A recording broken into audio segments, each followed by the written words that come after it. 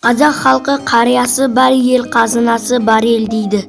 Мен Тойлыбай Мадияр 1 қазан қарттар күні және ұлағатты ұстаздар мейрамы қарсаңында ұлағатты ұстаз аяулы ана Асыл әже Байділдаева Тұрсухан әжемді қос мерекесімен шын жүректен құттықтаймын.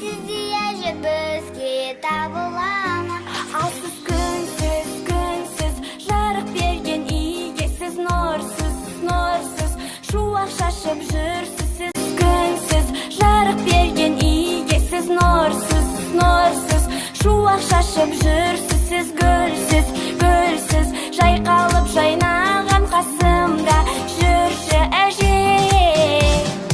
Алматыда жоқ, жоқ, Астанада жоқ, жоқ, сіздей әже тек бізде ғана. Оу, Ақтөбеде жоқ, жоқ, Шымқалада жоқ, жоқ, сіздей әже.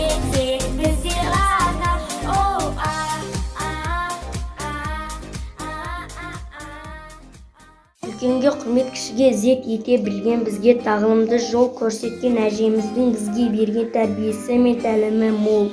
Бұл кеңестің үлгі өнегенің сарқырамас кенішіндей болған қарттарымыз аман есен жүріңіздер. Еріңізге саулық, отбасыларыңызға амандық, құт береке тілеймін.